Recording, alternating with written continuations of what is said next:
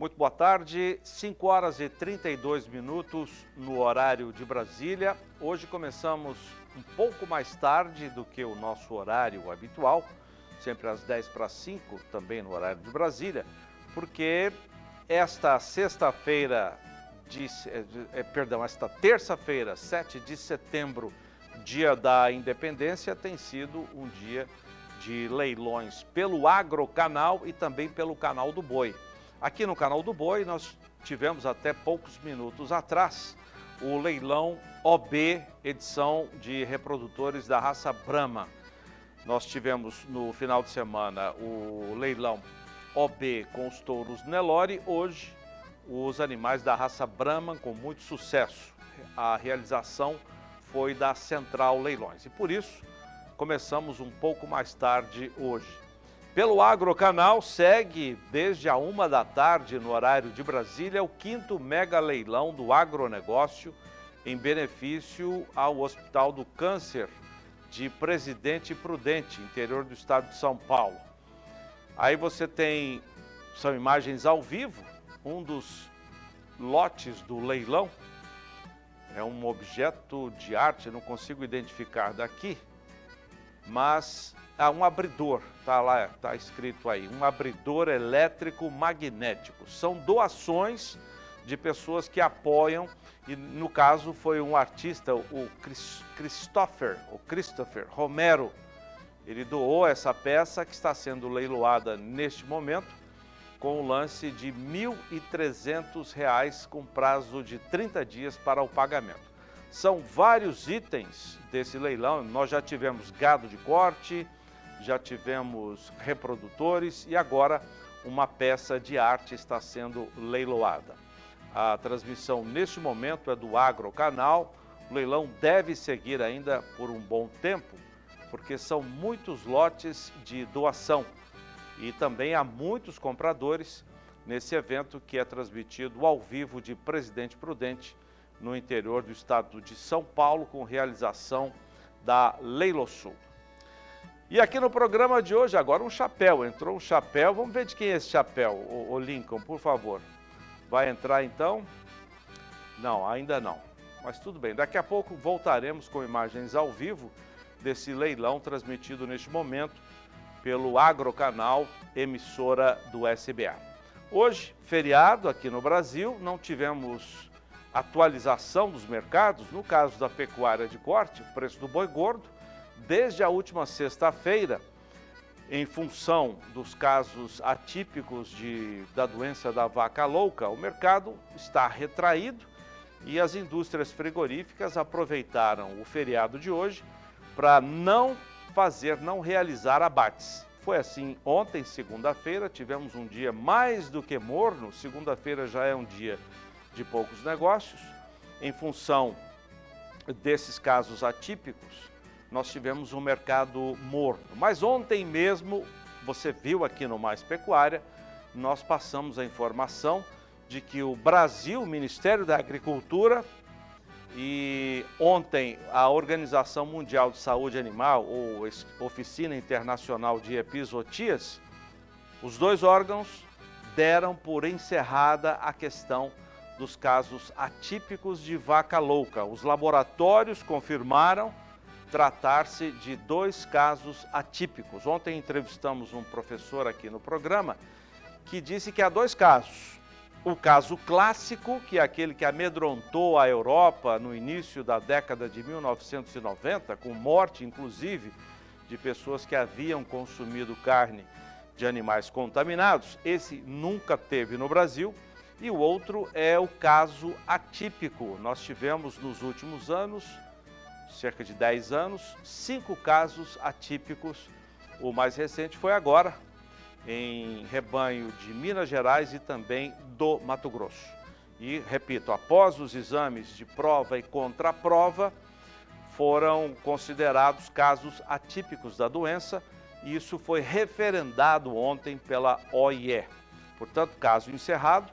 A expectativa é a de que amanhã, quarta-feira, tenhamos a retomada dos negócios com pecuária. Hoje, portanto, sem atualização de preços do mercado agropecuário. Mas temos muitas informações aqui, inclusive falando das manifestações em algumas das praças que têm cobertura do Canal do Boi sobre o Dia da Independência. São alguns assuntos que você acompanha a partir de agora no Mais Pecuária. Você pode assistir também ao vivo ao Mais Pecuária no Facebook do Canal do Boi ou no portal do Sistema Brasileiro do Agronegócio, o sba1.com. Começamos esta edição falando de agricultura. O Ministério, a pasta, autoriza o plantio de soja em fevereiro, em Mato Grosso. As informações de Valdir Pacheco. O plantio de soja em fevereiro está liberado no estado de Mato Grosso para a próxima safra 2021-22. A autorização foi dada pelo MAPA, Ministério da Agricultura, Pecuária e Abastecimento, na portaria 389 de 1º de setembro de 2021, que estabelece os calendários de semeadura da oleaginosa em nível nacional. O presidente da AproSoja Mato Grosso, Fernando Cadori, se manifestou, lembrando que este é um pleito de muitos anos da entidade. Com muita satisfação que recebemos a notícia da portaria editada pelo MAPA, a portaria 389, que regulamenta o calendário de plantio no nosso país e principalmente no nosso estado. Então isso corrige um problema que vinha sendo há muito tempo cobrado pelos produtores, que é a possibilidade de salvar sua semente da melhor época. Então isso foi cerceado erroneamente lá com a calendarização até o dia 15, e agora essa portaria corrige e atende de fato a base. Recebemos ligações de praticamente todos os núcleos com o pedido de parabenizar o Ministério da Agricultura. O próprio governo do estado nos garantiu que vai manter a portaria. Então, atende um pleito de muito tempo dos produtores de soja do nosso estado. Frisando que isso não quer dizer que o produtor vá fazer soja sobre soja, que vá fazer soja na safrinha, muito pelo contrário. A orientação da própria entidade é que esse produtor que não podia fazer antes, vai fazer lá 3, 5% da sua área para salvar sua semente, sem ser soja sobre soja, mesmo que a regulamentação não diga, porque a gente sabe que nós produtores vivemos da soja. Então, o fato de ter mudado isso, hoje coloca o produtor com a possibilidade, daquele pequeno produtor que quer salvar sua semente dentro da legalidade, de fazê-la, observando, obviamente, toda a parte técnica, os manejos condizentes com a nossa legislação, faça e colha numa época que não tenha chuva, respeitando o vazio sanitário também, que para nós é muito importante. Então, em nome de todos os produtores do nosso estado, a gente agradece a esse pleito tão importante para toda a classe do nosso estado. De Sinop, norte do Mato Grosso, Valdir Pacheco. O plantio da soja na temporada 21-22 começa a partir da segunda quinzena de setembro, quando termina o vazio sanitário, período em que não se pode cultivar nada referente à soja. E os produtores estão liberados para iniciar a semeadura já, então, a partir da segunda quinzena do mês. Vai depender da chuva. Se as condições climáticas não forem favoráveis, poderá, esperamos que não, haver um atraso como foi na temporada passada. Se há o atraso, isso acaba levando para frente o plantio, colheita, atrasando também o plantio do milho de segunda safra, e isso pode prejudicar a produtividade do grão, como aconteceu na atual temporada. Mas vamos falar de soja. No Paraná, o vazio sanitário termina em 10 de setembro agora, ou seja, nos próximos dias. Informações de Mauro Andrade. O estado do Paraná é o primeiro a ter o término do vazio sanitário no dia 10 de setembro próximo. Alguns produtores já vão começar a semeadura e nós estamos na Embrapa Soja para conversar com a doutora Cláudia Godoy, que vai nos falar sobre a estratégia do vazio sanitário. Doutora Cláudia, estamos terminando o período de vazio sanitário. Como é que está a estratégia do vazio sanitário? Bem, essa é uma estratégia que tem funcionado muito bem, né? Então, o vazio, para que ele serve, né? O fungo que causa a ferrugem, ele é um fungo que a gente chama de biotrófico. Ele só sobrevive na planta viva, né? Então, o que a gente tenta com o vazio é eliminar o hospedeiro principal da ferrugem asiática, né? Que é a soja, para tentar reduzir a quantidade de esporos, né? Do inóculo do fungo, para a safra, né? E o que a gente tem visto na safra nos últimos anos, né, é que a ferrugem ela entra tarde, então ela começa a aparecer lá por final de novembro, dezembro, né? E com isso a gente tem bastante soja já avançada, né? Então o vazio ele serve para atrasar o início da ferrugem asiática, né? O que é uma coisa muito boa para o produtor, né? Então é uma estratégia que funciona para atrasar as primeiras ocorrências da ferrugem asiática na safra. E com isso se reduz o número de aplicações. Sim, com isso, se o produtor fizer um monitoramento, ele pode atrasar essa entrada, né? Mas lembrando que a soja também tem outras doenças, né? Não é só a ferrugem, né? Então ele tem que monitorar também para ver a ocorrência de outras doenças, né? Mas se for somente a ferrugem, se ele fizer o monitoramento, ele consegue atrasar essas primeiras aplicações aí para a ferrugem asiática. Quanto mais atrasada for a semeadura, maior será a possibilidade do aparecimento do fungo da ferrugem asiática na lavoura. Para a ferrugem, você semear mais cedo é uma estratégia de escape. Então, o produtor que semeia cedo, principalmente pensando em fazer um milho safrinha, ele praticamente não vê ferrugem hoje, né? Então, essas duas estratégias, o vazio sanitário mais a semeadura cedo, com uma cultivar precoce, hoje você elimina a ferrugem da semeadura, né? Mas são duas estratégias que se complementam e são muito boas para se manejar a ferrugem. Ok, doutora Cláudia, obrigado pelas informações. Então, vamos aguardar, dia 10 de setembro agora, já é possível semear a soja, resta saber se o produtor vai ter chuva suficiente para fazer essa semeadura. E como a doutora Cláudia disse, aqueles que semeiam primeiro têm menos chance de o aparecimento da ferrugem asiática. De Londrina, na Embrapa Soja, Mauro Andrade. Um pouquinho mais para baixo no mapa, agricultores do Rio Grande do Sul estão em alerta por causa da cigarrinha do milho, praga que é responsável por transmitir o complexo de enfesamento. Informações de Viviane Lara. O plantio do milho começa em agosto no Rio Grande do Sul e quem optou por semear mais no cedo já enfrenta problemas sanitários na cultura. A cigarrinha do milho se alimenta da cultura independente da fase do seu desenvolvimento, característica que preocupa e muitos produtores. Nesta lavoura, que foi plantada no dia 15 de agosto, logo após a emergência da planta, foi possível perceber um número bastante expressivo da praga no campo. Segundo o produtor, a presença da praga na safra passada foi na fase final, pouco antes da colheita, provocando perdas de até 40%. Com o surgimento mais cedo desta vez, o monitoramento acontece diariamente para evitar surpresas. Então a gente está se programando já estamos todo dia avaliando a área para nós ver a condição de aplicação. Algumas áreas que foram feito o herbicida de milho até ontem, foi usado já, para descarga de consciência já foi usado um inseticida, né? Porque a quebra no final é muito grande. Estão falando até em 4, 5 aplicações, então isso vai ser um custo monstro, sabe? No fim das contas vai pesar muito na balança e nós vamos ter que ver o que vamos fazer para o próximo ano, assim não vai dar, né?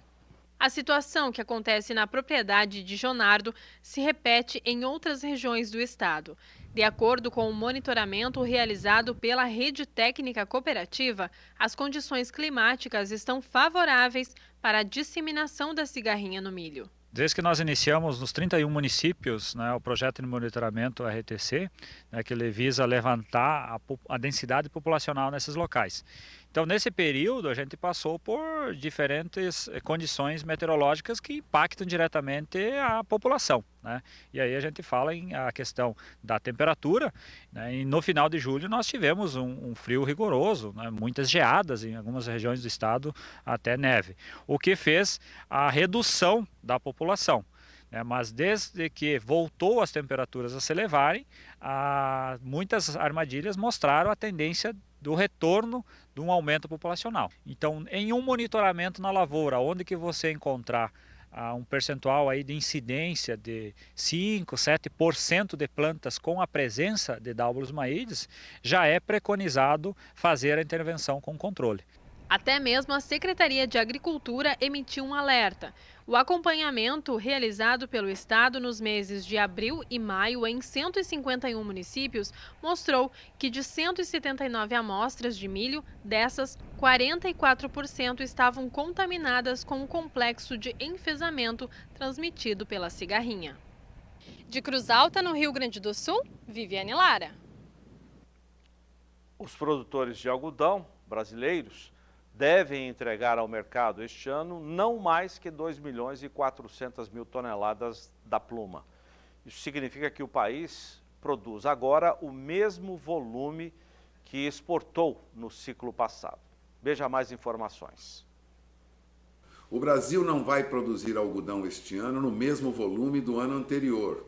Provavelmente teremos uma exportação muito menor. Eu tenho comigo Jonas Nobre, corretor há muitos anos no mercado de algodão, que vai comentar um pouco sobre essa situação. Nós não vamos mais exportar o volume que exportamos, não? Teremos dificuldade este ano, Jonas? Obrigado. Oi, Walter.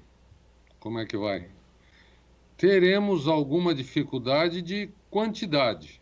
Como você mesmo já comentou, o ano passado a produção foi de cerca de 3 milhões de toneladas, o consumo interno de 650 mil e o saldo de 2,4 milhões foi exportado.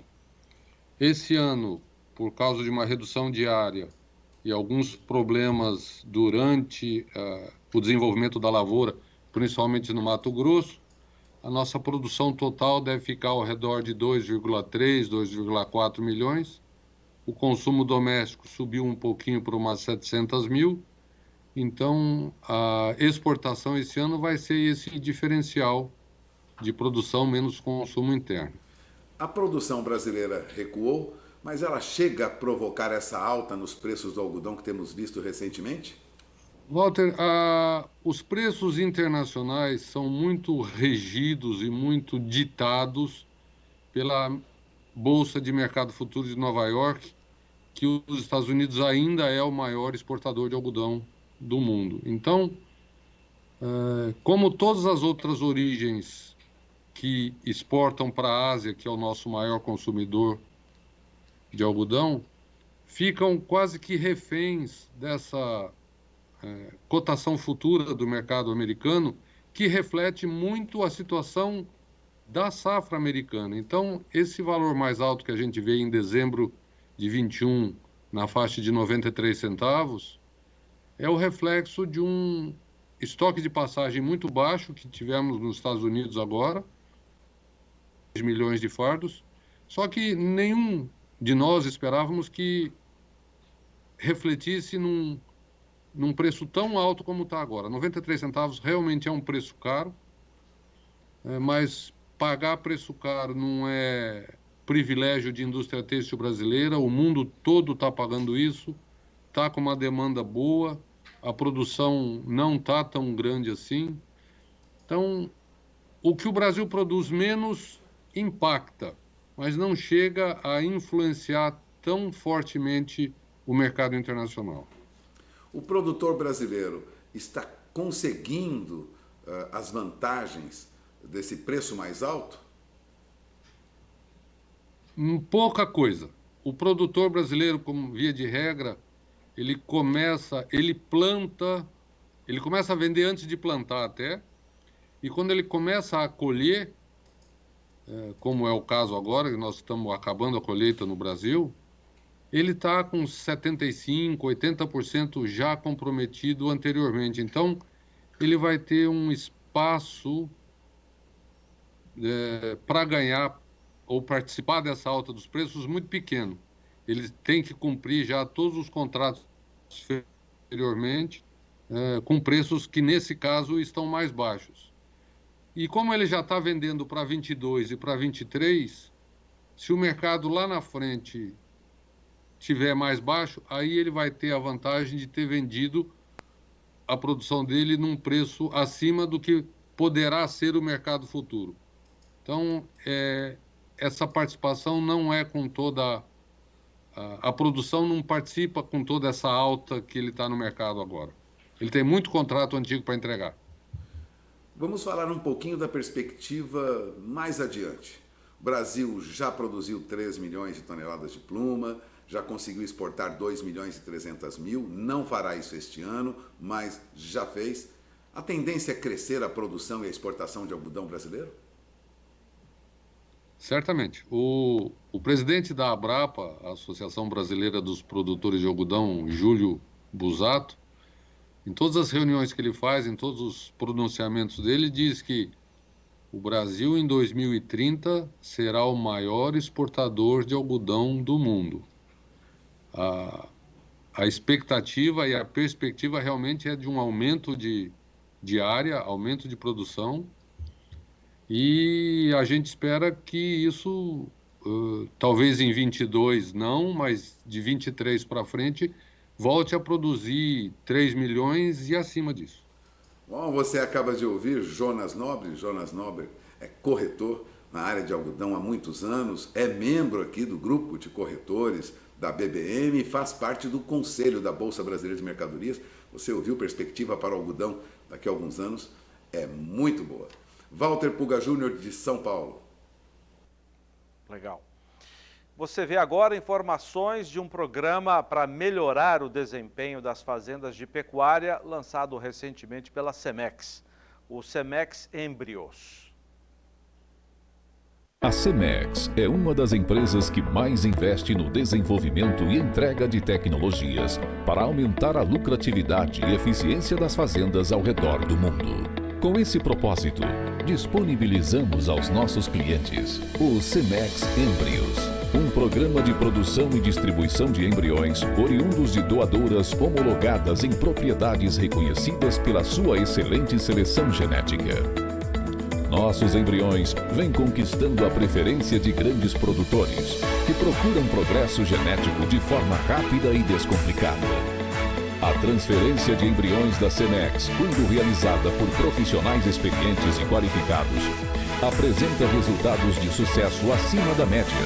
Para isso, contamos com o apoio da equipe técnica do Laboratório Senat, uma das maiores empresas do mundo no setor de transferência de embriões, com mais de 35 anos de experiência. O Senat está presente em todas as etapas do programa, garantindo qualidade desde as fases de aspiração folicular até os diagnósticos de gestação. Está comprovado. A transferência de embriões é a maneira mais rápida e eficiente para garantir o progresso genético de seu rebanho. E só a Cemex dispõe de uma estratégia adequada para cada tipo de fazenda. Cemex, genética para a vida.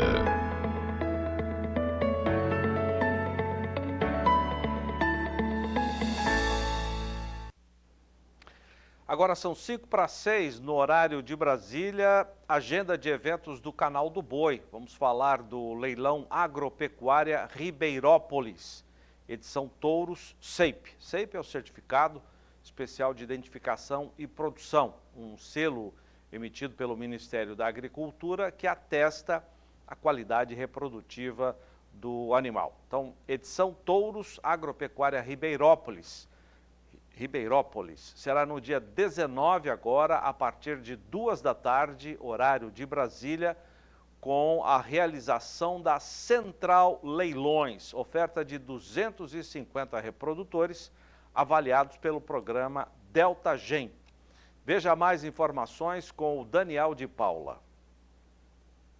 Toda a tradição de uma indústria pecuária que há apenas um ano estreou no mercado está de volta com 250 reprodutores do leilão Agropecuária Ribeirópolis edição Touros SEIP, que o Canal do Boi mostra neste 19 de setembro. Desde 1986, o Nelore, criado na fazenda Taguaí, é desafiado a pasto no exigente Pantanal do Itiquira. Ganhou volume a partir de uma base de matrizes, onde algumas despontam como doadoras de embriões. Uma base cada vez mais precoce, fértil, que desmama bem a bezerrada, que é dividida em grupos de manejo que geram dados para abastecer o GenSys e devolver na forma de avaliações em cada etapa de vida do animal as diretrizes de uma seleção baseada em desempenho produtivo, norteado pelo programa Delta Gen até a concessão do SEIP. No projeto de seleção nosso, a gente busca as fêmeas que sejam precoces, que emprenhem rapidamente, o mais jovem possível. Nós procuramos fêmeas que sejam longevas e que tenham boa habilidade materna, que sejam boas produtoras de leite e reflitam isso no bezerro desmamado. Tragam um bezerro desmamado com maior quilo ao desmame, que é a moeda de troca do pecuarista. A matriz que fica dentro do rebanho, ela precisa ter boa carcaça, ela precisa gerar filhos com potencial de carcaça elevado. Quando a gente faz as contas do nosso sistema de produção, existe um ponto de equilíbrio do peso final do animal para a gente ter lucro. Se o animal for muito precoce, com pouco peso de carcaça, com os valores que hoje são praticados de custo de produção, muitas vezes não se fecha o custo. E o macho, ele tem que ter boa conversão alimentar, ele tem que ser precoce na deposição de gordura, mas ele tem que ter carcaça, para que a gente consiga abater animais de 20 meses com 20 arrobas. E o nosso projeto ele foca muito que aos 24 meses a gente tem as 24 arrobas. Como a Ribeirópolis tem a sua base de cria fundamentada no Pantanal, animais extremamente adaptados e em cima disso capazes de reproduzir em outros sistemas de produção até menos restritivos do que o próprio Pantanal, porque são animais de fato rústicos. Então a gente não busca só aqueles animais que têm um desempenho mais elevado, a gente quer aquele animal que tem uma carcaça mais comprida, uma musculatura mais convexa, uma costela mais profunda, ou seja, mais precoce. Nós temos um foco em buscar indivíduos que com um ambiente desafiador expressem um máximo de produtividade. Dessa forma, eu consigo encaixar ele em todos os sistemas de produção. Se eu levar ele para um outro ambiente tão desafiador quanto o nosso, eu sei que esse animal vai garantir produção. E se eu levar ele para um ambiente melhor que o nosso, ele vai expressar muito mais o seu potencial genético. Nesse processo de seleção massal que avalia 3.000 animais, os filtros são pregados com a ferramenta do descarte impiedoso de indivíduos que não apresentam desempenho satisfatório e que abastecem o projeto de entrega de commodity de qualidade de uma boiada abatida aos 24 meses com 24 arrobas. Ou seja, os que ficaram passaram em todos os rigorosos filtros do CEIP e da Ribeirópolis. Os animais que nós vamos ter no remate, eles foram trabalhados dentro desse conceito de produção que leva muito em consideração essa adaptabilidade, acasalamentos corretivos, com a intenção de melhorar não só a avaliação genética, mas também a composição de carcaça dos animais e a parte funcional, que são raça, prumo, pigmentação, harmonia, ossatura. Nós temos também o lançamento de índices de seleção novos, como por exemplo o índice de precocidade e o índice frigorífico, além dos tradicionais índices de desmama, índice final e retorno maternal. Então, dentro dos programas de seleção massal, quanto maior o número de animais avaliados, mais confiança você tem no resultado final. Então esse é o diferencial do projeto Ribeirópolis. 10% dos animais que nasceram na safra estão se tornando touros e vão ser touros melhoradores de genética para o rebanho dos nossos parceiros que irão adquirir. A cereja do bolo são os touros que passaram por um processo muito rigoroso de seleção dentro dos grupos de manejo, os acasalamentos, depois eles foram desafiados no campo com um desempenho próprio mensurado dentro desses grupos de contemporâneo, depois dentro da base toda de avaliação do programa que envolve quase 80.000 matrizes, eles estavam lá comparados com os outros animais de todas as outras fazendas e a gente elenca uma pequena parte deles para que de fato sejam os touros. E são 250 deles, com média de 22 meses e 700 quilos, que formam o Leilão Agropecuária Ribeirópolis edição Touro CEIP do programa Delta Gen. 19 de setembro, domingo, 2 da tarde, com organização da Central Leilões e transmissão do Canal do Boi. Muito bom. Canal do Boi, programa Mais Pecuária, vai para o intervalo comercial. E eu lembro que segue no Agrocanal o leilão beneficente ao Hospital do Câncer de Presidente Prudente. Neste momento, uma imagem de Nossa Senhora Aparecida está em oferta, o lance que tem agora a prevalência, R$4.000, pagamento em 30 dias. E agora há pouco foi arrematada uma camisa do Real Madrid, é isso, Karine? Real Madrid, autografada. A camisa foi arrematada, a camisa autografada pelo time todo do Real Madrid, grande Real Madrid, por R$10 mil. Os lotes são ofertados por apoiadores e simpatizantes da causa do Hospital do Câncer de Presidente Prudente. A realização é da Leilosul. O leilão começou por volta de 1 da tarde, já teve oferta de gado de corte, reprodutor e agora objetos. E essa imagem está em destaque neste momento. O leilão deve seguir ainda por um bom tempo. São muitas ofertas na atração de hoje, transmitida neste momento pelo Agrocanal. Já voltamos. 6h04 no horário de Brasília. Várias cidades, capitais brasileiras foram hoje às ruas, a população, evidentemente, em apoio ao presidente Jair Bolsonaro. Na verdade, uma pauta extensa que pede a saída de ministros do Supremo Tribunal Federal, algumas pautas solicitando voto impresso, enfim, uma lista grande de reivindicações hoje apresentadas por gente do Brasil inteiro. São imagens agora de manhã na Avenida Paulista, movimento que terminou agora há pouco, após o discurso, o pronunciamento do presidente Jair Bolsonaro, falando sobre essas reivindicações. Então, são imagens da capital paulista, avenida principal da cidade. Nós vamos agora passar reportagens da nossa equipe de reportagem em algumas praças, começando pela de Brasília. A reportagem é de, vamos ver quem fez a reportagem, Berenice Leite. Após o hasteamento da bandeira, teve a apresentação da Esquadrilha da Fumaça. E no dia da independência, o momento não podia ser mais oportuno.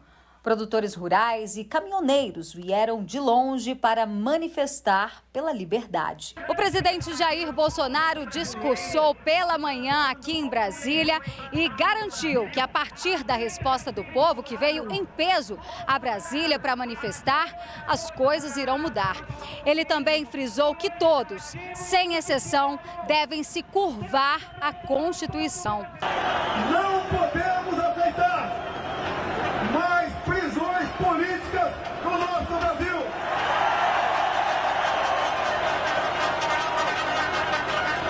Ou o chefe desse poder enquadra o seu, ou esse poder pode sofrer aquilo que nós não queremos.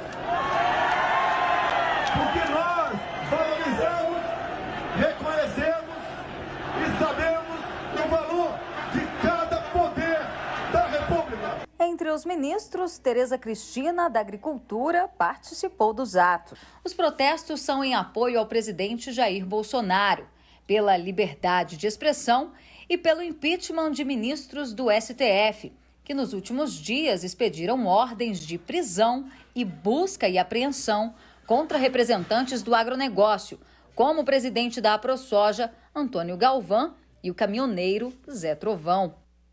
De Brasília, Berenice Leite. Londrina terá 2 pontos de manifestações nesse 7 de setembro. Aqui, em frente à Sociedade Rural do Paraná, onde algumas pessoas já estão se concentrando desde manhã para protestar, principalmente contra a postura do Supremo Tribunal Federal e a favor do voto impresso. À tarde, as manifestações acontecerão no centro da cidade, no cruzamento das avenidas Higienópolis e JK. Esperamos que as manifestações aconteçam de forma pacífica, respeitando os princípios da democracia, onde todos podem se manifestar dentro do conceito da ordem e da lei. De Londrina, no Paraná, Mauro Andrade. Aqui em Araçatuba, as manifestações foram pacíficas. Segundo os organizadores, mais de 2.000 pessoas de toda a região participaram dos protestos. A concentração foi aqui na Avenida dos Araçás. Em seguida, os manifestantes percorreram as principais ruas da cidade. Entre as reivindicações estão o voto impresso auditável com contagem pública e o saneamento das instituições STF, TSE e Congresso. Estamos aqui em Araçatuba, reunidos em prol da nossa liberdade, de nosso ir e vir, de nós poder falar o que precisa falar, as verdades que nós temos que falar. Mas hoje nós vamos gritar a nova independência, a segunda independência desse país. Tem vários caminhões, moto, trator, carro, estão todos bem-vindos. Esse é o Brasil que eu quero, verde e amarelo. De Araçatuba, São Paulo, Gustavo D'Angelo. No Rio Grande do Sul, as manifestações aconteceram em várias cidades em horários diferentes. Em Cruz Alta foi à tarde, mas ainda pela manhã, apoiadores se reuniram com a organização. Produtores rurais, caminhoneiros e comunidade realizaram uma carreata do centro até o trevo de acesso à cidade. A manifestação foi pacífica e a circulação de veículos estava liberada. De Cruz Alta, Rio Grande do Sul, Viviane Lara. Este 7 de setembro está sendo marcado como um dos maiores eventos realizados aqui em Sinop, cidade conhecida como a capital do Nortão de Mato Grosso. A manifestação iniciou lá no Centro de Eventos Dante de Oliveira, com a participação de motos, automóveis e caminhões. Está agendado para hoje à tarde também uma concentração popular aqui na Praça da Bíblia, no centro da cidade, onde as pessoas vão levar apoio ao presidente Bolsonaro. Esta está sendo considerada a maior manifestação já existente aqui na região. Direto de Campo Grande, Mato Grosso do Sul, nós seguimos acompanhando as manifestações que acontecem por todo o Brasil. Eu estou na Avenida Afonso Pena, uma das principais avenidas da cidade, e como vocês podem ver, nesse momento acontece uma carreata, contando com a participação dos moradores aqui da cidade, que reivindicam melhorias. Entre as reivindicações dos manifestantes estão, por exemplo, o voto auditável impresso, que é uma das principais reivindicações. Esse movimento que é encabeçado principalmente por entidades do agronegócio. Aqui em Campo Grande, mais de 100 mil pessoas participam da manifestação nesse exato momento e nós estamos acompanhando tudo isso de perto. Ao todo, a passeata e a carreata devem ter cerca de 20 quilômetros por todo o nosso município. Muita gente participando, o pessoal por aqui está bastante animado. Além dessa reivindicação pelo voto auditável impresso, existem outras reivindicações, como por exemplo a questão do marco temporal, que a gente já vem abordando há bastante tempo aqui na nossa programação. A qualquer momento nós voltamos trazendo um balanço de como foi tudo isso aqui em Campo Grande, Mato Grosso do Sul. São 3 pontos de manifestação que estão acontecendo: Praça do Rádio Clube, Praça Ari Coelho e também nos altos da Avenida Afonso Pena. E esse trecho onde eu estou, que é na região central do município, nós estamos mostrando, vou pedir para o nosso cinegrafista inclusive filmar para vocês, tanto do lado de quem vai sentido centro-bairro, a gente tem um número bastante grande na movimentação, tanto do lado de quem vem do bairro e segue sentido centro, a gente também mostra bastante gente participando dessa movimentação aqui nesse dia 7 de setembro, um dia bastante importante para o Brasil, marcado pelo pedido de liberdade e marcado pelo pedido de democracia aqui em Campo Grande, Mato Grosso do Sul e em todas as capitais, em todas as cidades do nosso Brasil. Aqui no interior também acontecem manifestações, BR-262 em Corumbá trancada, porque o pessoal está fazendo essas reivindicações também. Em outros municípios como Dourados, Três Lagoas, Nioaque, todo mundo aí empenhado em participar dessas manifestações. Direto de Campo Grande, Mato Grosso do Sul, Vinícius Souza. Pois essa manifestação hoje pela manhã em Campo Grande, a capital de Mato Grosso do Sul, é considerada a maior já realizada na cidade morena. Segundo a Polícia Civil, ou melhor, a Guarda Civil Municipal, foram mais de 10 mil carros que participaram dessa carreata que o repórter Vinícius Souza acabou de mostrar para a gente.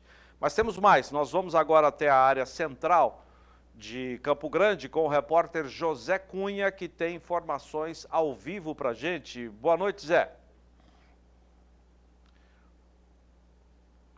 Muito boa noite para você e boa noite a todos que acompanham Mais Pecuária ao vivo em todo o Brasil. É isso mesmo, Zaidan, nós estamos aqui na Avenida Afonso Pena, a principal da capital sul-mato-grossense, Campo Grande. Nós estamos bem em frente à Praça do Rádio Clube, um dos pontos de concentração das manifestações de hoje pela parte da manhã. Como nós acabamos de ver aí, as manifestações aqui na capital aconteceram por volta das 9 horas da manhã e seguiram aí até as 11 horas da manhã. Como vocês estão vendo aí imagens, mais de 100 mil pessoas, mais de 10 mil carros participaram aí dessa carreata, dessa manifestação que pede aí também o fim do foro privilegiado, a manutenção, né, da liberdade de expressão e também o voto impresso auditável. Essas foram as principais reivindicações feitas pelos manifestantes de todo o Brasil e aqui na capital de Mato Grosso do Sul realmente não foi diferente. Por aqui agora a movimentação é muito tranquila,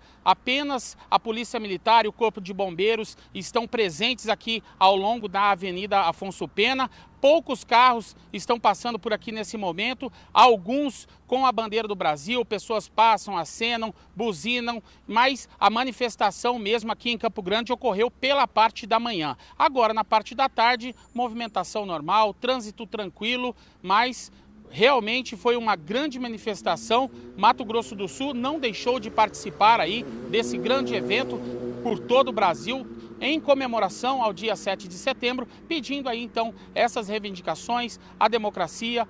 Vários municípios do estado de Mato Grosso do Sul, municípios do interior do estado, se deslocaram aqui, né, até a capital para participar dessas manifestações. Então a manifestação foi bem grande realmente e outros municípios também fizeram essas manifestações por lá também. Neste momento, como nós falamos, Zaidan, aqui em Campo Grande está tudo muito tranquilo, está tudo muito calmo. A gente vê pouca movimentação aqui, mas ainda há alguma movimentação. Nós vamos continuar acompanhando todas essas informações. Um carro acabou de passar aqui pela gente e buzinar com bandeira do Brasil. Alguns poucos movimentos ainda, mas nós vamos continuar aqui acompanhando e ao longo da nossa programação a gente pode voltar, se assim vocês preferirem, para mostrar um pouco mais da movimentação aqui nesse 7 de setembro em Campo Grande, na capital de Mato Grosso do Sul. Volta ao estúdio com vocês, Zaidan. Obrigado, Zé Cunha. Zé Cunha que mais tarde apresenta o programa Na Batida do Martelo, agenda oficial de leilões do Canal do Boi e do Agrocanal. E continuamos a falar de eventos. Quinta-feira agora, depois de amanhã, portanto, 2 da tarde no horário de Brasília, o leilão de reprodutores e matrizes IZ, Instituto de Zootecnia, famoso IZ. A realização é da Central Leilões de Araraquara. As informações sobre o Instituto de Zootecnia, que está localizado em Sertãozinho, colado a Ribeirão Preto. Reportagem de Daniel de Paula. Por esse cenário passa o que se tornou a pecuária do Brasil. Instituto de Zootecnia, uma fonte de recursos que tornou o Brasil uma referência em seleção e criação de bovinos a partir de sua unidade em Sertãozinho, um órgão da Agência Paulista de Tecnologia dos Agronegócios, vinculado à Secretaria de Agricultura do Estado. Foi criado em 1905, mas a partir de 1951, com a criação da primeira prova de ganho de peso, que este ano chegou à edição 71 sem nunca falhar, é que começou a mudar os rumos da pecuária. Vieram depois a adoção de uma estação de monta e validação de touros pelas progênies, programa de melhoramento genético pelo modelo animal e cada vez mais tecnologias foram incorporadas, como ultrassom de carcaça, genômica, estudos sobre emissão de gás metano, até um rumen artificial que pesquisa a eficiência da dieta oferecida ao gado. Uma caminhada tão longa quanto cheia de histórias contadas por quem ajudou a fazer essa história. Como o Dr. Fausto Pereira Lima, que do alto dos seus 91 anos de vida e experiência, moldou boa parte do que se tornou o zebu brasileiro e é tido como responsável pela quebra de muitos tabus em seleção de Nelore e outras raças. O primeiro melhoramento genético que existiu no mundo foi esse melhoramento visual, que depois se transformou em exposição à agropecuária. Então, se o objetivo era peso, as pessoas observavam no gado que parte que tem um volume de mais carne. Que tipo de boi que dá mais carne e que tipo de boi que dá carne e gordura. A avaliação genética que se faz hoje, o criador manda os pesos dos bezerros, as idades dos bezerros, e os escritórios que fazem essa análise, essas associações que analisam qual é o melhor, qual é o pior, tem uma forma matemática que indica a possibilidade de fazer isso, né? Agora, eles não estão importando muito se o animal ele é um animal comprido, que tem muita carne, ou se é um animal compacto, que tem muita gordura. O IZ, o Instituto de Zootecnia, por intermédio da Estação de Sertãozinho, fez um negócio que valeu para a pecuária do Brasil de uma forma intensa. Mudou a cabeça do pecuarista e mudou a cabeça do selecionador, usando tecnologia, usando metodologia científica correta que o mundo já usava e nós não usávamos. Aí, por intermédio desse trabalho, começou a se usar essa metodologia. E essa aceitação veio da qualidade dos produtos. Nosso rumo estava correto, porque os produtos que nós estávamos tirando, como que o Instituto começou a tirar, eram superiores aos produtos que tiravam antigamente. O primeiro tabu que caiu é que se recomendava cobertura. Os touros usados em cobertura com 4 anos. Eles não viram insertando a primeira vez com 3 anos, 3 anos e meio. Entendeu? E o programa de melhoramento preconizava usar tudo aos 2 anos. Os touros cobrindo aos 2 anos, um número menor de vacas, e as vacas sendo enxertadas aos 2 anos. E a coisa pegou. E aí a coisa foi rodando. E aqueles números que a gente sabia pela literatura que aconteceram nas outras raças, começaram a acontecer no zebu. Ela provou que o zebu, o Nelore, o Gujará, respondiam à seleção como as raças europeias respondiam, entendeu? E provou mais ainda, pensando os indivíduos superiores, pelas provas de ganho de peso, pelos testes de progênie que a gente começou a fazer, e usando intensamente esses indivíduos. Esses ganhos de peso, essa precocidade, agora mais atualmente a precocidade sexual. Só que isso aí era uma heresia a gente falar isso 40 anos atrás, entendeu? E grandes técnicos do Brasil tiveram uma atuação extremamente importante nessa mudança. Um dos grandes técnicos foi o Dr. Fausto Pereira Lima, que ele pegou a parte do antigamente e se aprimorou fazendo a coisa no atualmente. Isso aí é experiência, vivência de gado, né? Desde menino mexendo com gado, então você vai observando. Meu bisavô era um grande zootecnista, ele sabia ver as vacas. Meu avô também, meu pai também, eu também aprendi. Que a pessoa tem no sangue, tem na base genética, né? Isso daí, na hora se manifesta. É a mesma coisa que seleção de gado. A genética, né, nas últimas décadas, ela teve essa importância, né? Os criadores perceberam a importância, né, da genética, como que a genética impacta no sistema de produção.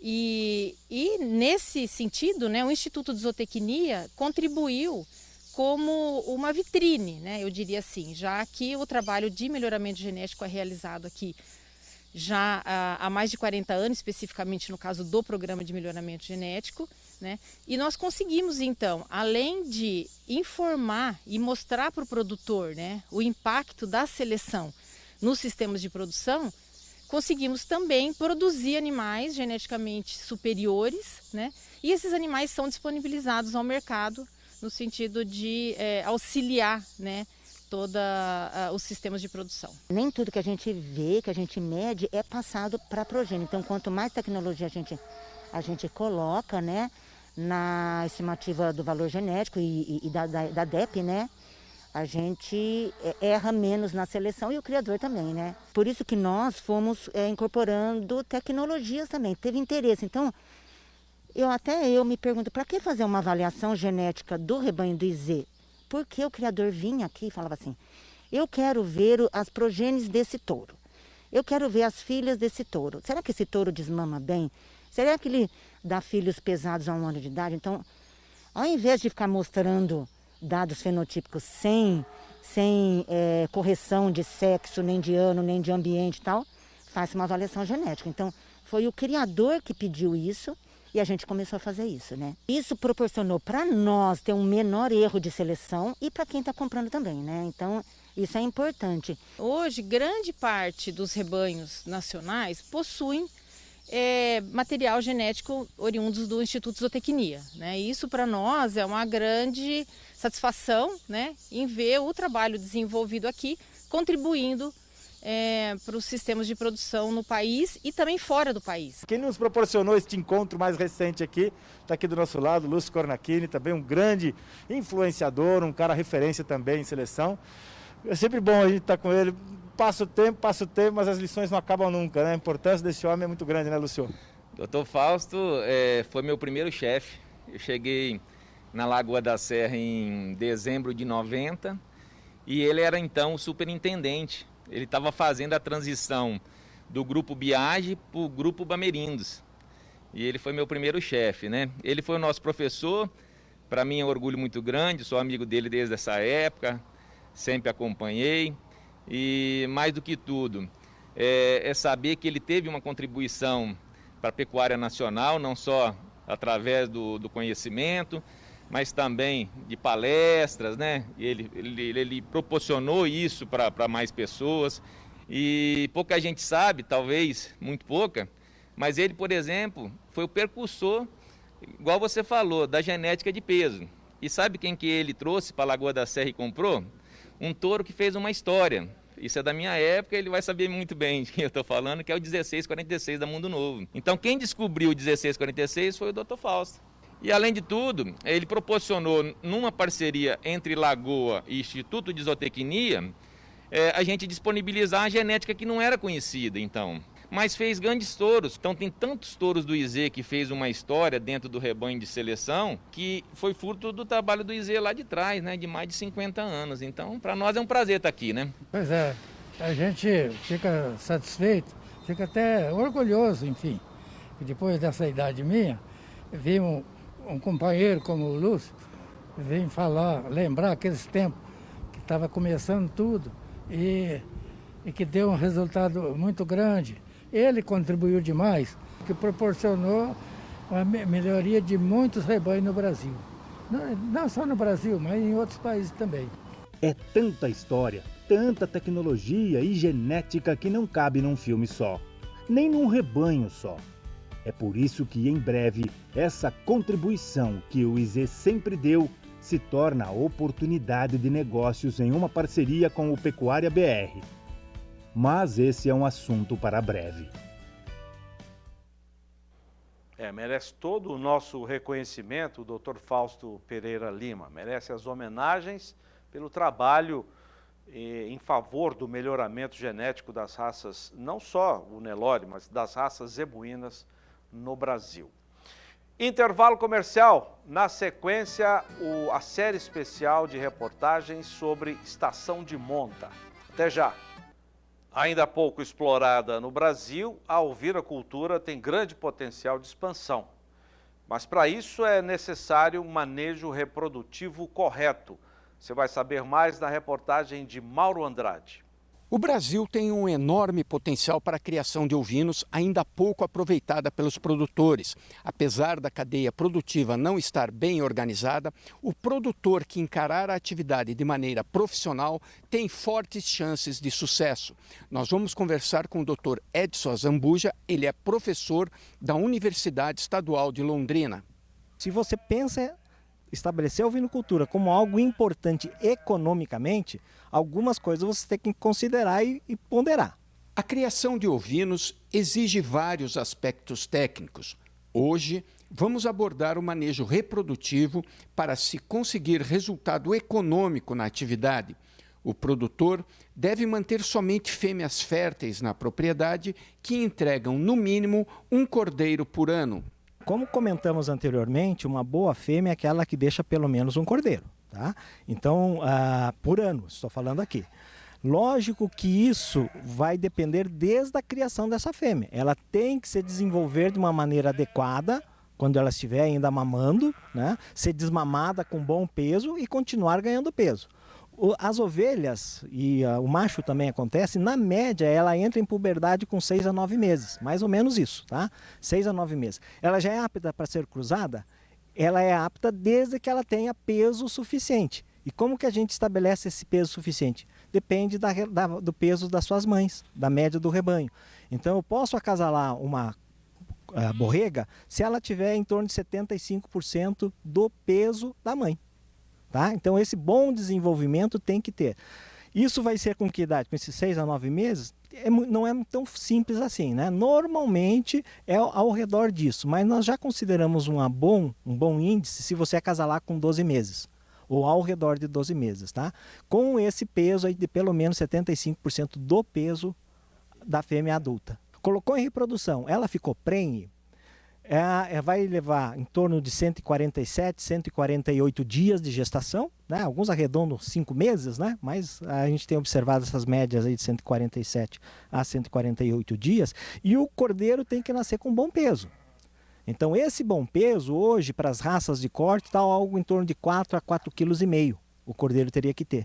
Cordeiros que nascem mais leves do que isso, eles têm mais dificuldade, né, porque já passaram por problemas, a não ser que seja uma fêmea jovem, né, como eu falei, primeiro acasalamento, ela pode, logicamente, desmamar ou dar à cria um cordeiro um pouco mais leve, mas nunca pode ser menos que 2,5 kg o cordeiro, tá? Porque daí ele está fadado a um insucesso. Ao redor de 4,5 kg de peso ao nascimento. A mãe, sendo uma boa mãe, uma boa habilidade materna, ela vai fazer com que esse cordeiro ganhe pelo menos 200 gramas por dia. Tá? Então ele vai ganhar de 200 a 250 gramas. E, além disso, né, para desmamar o cordeiro, uma boa norma seria desmamar cordeiros com 50% do peso da mãe. Tá? A ovelha tem 50 quilos, seria desmamar 25 quilos. Não é simples. Não é uma tarefa simples, tá? Mas pelo menos 14 quilos tem que ter. Esse é o mínimo de ovelhas criadas a pasto. Atualmente, o consumidor deseja cordeiro pesado, com peso ao abate por volta dos 40 quilos. No passado próximo aí, se falava em abater os cordeiros com 30 quilos, 32 quilos. Hoje o mercado já pega uns cordeiros de 45 quilos. A carcaça hoje que está se buscando é uma carcaça de ao redor de 20, 22 quilos. Então, como o ovino apresenta em média um rendimento de carcaça aí de 47%, mais ou menos isso, tá? Em função do trato digestório, né, maior e tudo mais. Então, esse é um bom rendimento de carcaça, né, 47%, 48%. Então, que vai dar um cordeiro aí com no mínimo 40 quilos para ser abatido.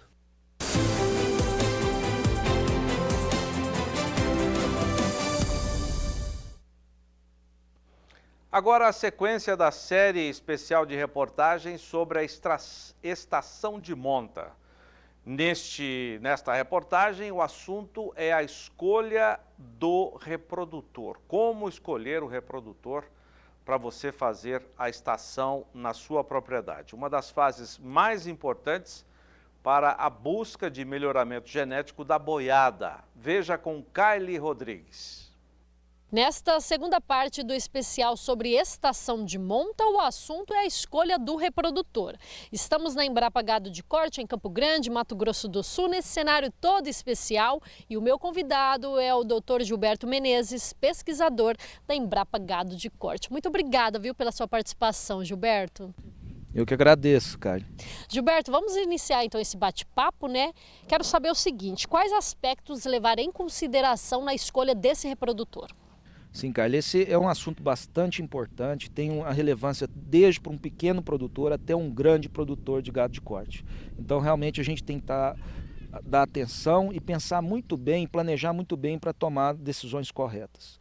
Eu diria que teria 3 aspectos para a gente pensar a respeito. A primeira é pensar o reprodutor do ponto de vista de ser um animal apto à reprodução, ou seja, apto a, de fato, passar sua genética para a próxima geração. Então isso a gente tem que ver sua viabilidade reprodutiva, mas também um animal funcional que consiga, por exemplo, se for trabalhar em pasto, em condições de pastagem, cobrir as vacas, acompanhar as vacas, se alimentar. Isso é um primeiro aspecto. A outra questão é sobre a raça desse reprodutor.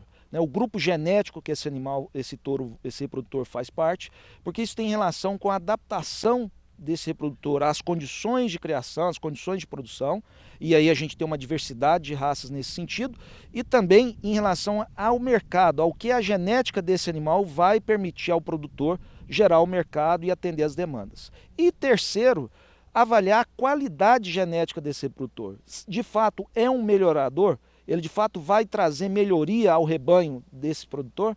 Isso também precisa ser bem avaliado para que a gente tenha lá o resultado desejado no final. E como que deve ser a escolha desse reprodutor? Ele tem que ser adaptado? Como fazer essa escolha? Sim, o primeiro aspecto, né, básico, a gente está falando de reprodutor, isso seja touro ou seja mesmo uma vaca, a gente tem que pensar que tem que ser um animal que esteja em totais condições reprodutivas. Isso significa, então, ele já ter adquirido a sua maturidade sexual. Então, tem idade? Isso em bovinos varia dependendo da raça. A gente consegue hoje ter animais aí com 12, 13 meses já púberes, né, já produzindo, sendo aptos à reprodução. No entanto, em questão de touros, Brasil de forma geral, a gente trabalha aí com animais começando com 2 a 3 anos de idade. Depois de você ver que o animal ele é apto à reprodução, né, então a questão de exame andrológico, isso é fundamental. Ter feito todos aqueles protocolos, todos os né? protocolos necessários, quer dizer, você sabe que ele está apto a se reproduzir, depois ver que ele realmente está apto a atuar como reprodutor. No Brasil a gente ainda tem predomínio de monta natural, então tem que ser um animal que tem membros adequados, condições adequadas para conseguir acompanhar a vacada no pasto. Animal rústico, né? fazer a monta, né? Buscar alimento, né? Conseguir lidar com isso tudo. Visto isso, então, funcionalidade. Visto isso aí, a raça é importante, o grupo genético, qual que é o background, né, do animal. Por quê? Porque isso vai ter impacto na sua adaptação nas condições de criação. Então, dependendo da raça, se eu estou trabalhando no Brasil Central, calor, parasitos, é difícil trabalhar com um animal taurino, europeu, puro, ele vai ter dificuldade de adaptar, ele não vai conseguir lidar bem naquelas condições e isso vai levar à queda reprodutiva. Então eu tenho que buscar um animal zebuíno ou um animal composto que ajuste a isso. Então essa questão da escolha da raça tem muito a ver com essa história dele realmente conseguir cumprir seu papel. Qualidade genética, a importância disso que é tão falado, né, e todo mundo comenta, e a gente sabe que o produtor bate bastante nessa tecla. Exatamente, isso aí é outra questão fundamental. Visto essa parte básica, né, quer dizer, o animal é reprodutor. Básica, né, Gilberto? É básica, mas que a gente considera básica porque é reprodutor, está adaptado, está alinhado ao sistema de produção. O que agora a gente tem que ver com muito cuidado? Se aquele animal de fato é um animal melhorador. Ele de fato vem de um criatório, vem de um programa de melhoramento que vai fazer com que aquela genética que ele vai trazer para o rebanho, de fato traga benefício, traga um melhoramento para aquele rebanho genético, né? Que as progênies, a bezerrada que vai nascer, seja efetivamente melhor. A gente tem resultados de avaliação genética e genômica aí disponíveis para diversas raças, que são disponíveis em leilões, dentro das fazendas, em feiras. Se for usar, por exemplo, eventualmente até o sêmen, né, fazer inseminação, você tem condição também de fazer essa escolha com base na avaliação genética ou genômica, usar as DEPs. Para quê? Aquilo ali serve para você olhar, olha, dentre esses animais, dessa raça que eu escolhi, quais são os melhores, geneticamente falando? Qual que vai dar mais peso, qual que vai dar mais carcaça, qual que vai ser reprodutivamente mais adequado? A gente precisa ter maior consciência de que um touro melhorador, comprar um touro de um rebanho que faz um trabalho de seleção bem feito, que tem resultados, dados bons, isso não é custo, isso é um grande investimento e, de fato, fazer uma escolha errada nesse momento traz um prejuízo, porque você vai estar fazendo um investimento alto num touro e aquilo não vai dar frutos. E os programas de melhoramento, eles mostram isso bem claramente, né, Gilberto? É exatamente, o que a gente tem visto. Exatamente, a gente vê esse progresso nas várias raças, para as características importantes economicamente falando. Então a gente tem isso à disposição. O mercado hoje de venda de reprodutores tem oferecido isso aos criadores. Então o que o nosso produtor, nosso criador precisa pensar? Ele precisa exigir essa informação. É igual quando a gente vai comprar um carro ou comprar um celular. A gente quer a especificação técnica, a gente olha a marca. Quer saber o produto que está adquirindo. Será que realmente ele tem qualidade? Ele vai me entregar tudo isso? Gilberto, muito obrigada, viu, pelas suas informações super esclarecedoras aqui pra gente, pessoal do canal do Boi, né? Importantes aí para esse período de estação de monta. Agradeço demais, viu? você. O Calil que agradeço o canal por dar a oportunidade da gente estar conversando com nossos criadores e levando informações importantes. No próximo episódio, nós vamos falar sobre a importância da alimentação das vacas e dos touros na estação de monta. De Campo Grande, Kaile Rodrigues. Muito bom. Essa série de reportagens tem a realização da Kaile Rodrigues, que se acompanhou, do Douglas Silvério, também jornalista, e do nosso repórter cinematográfico Gadiel Chaparro. Agora são 6 horas e 42 minutos no horário de Brasília. Vamos chamar o leiloeiro Gabriel Borges, que traz como destaque o touro do dia.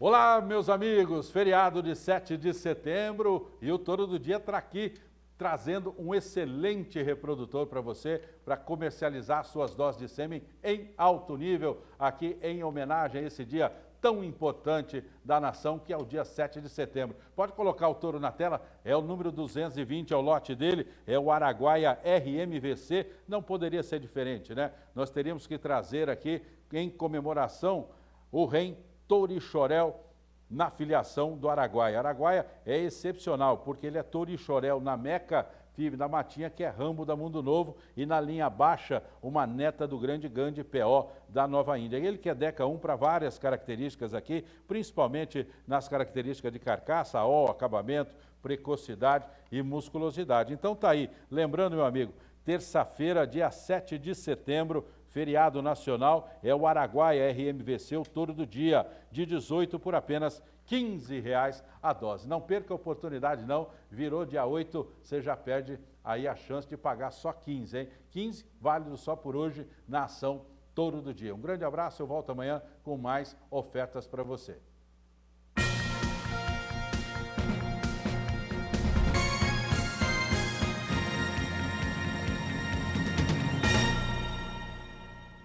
O Mais Pecuária te convida agora a conhecer as informações do fertilizante orgânico da Adubasul.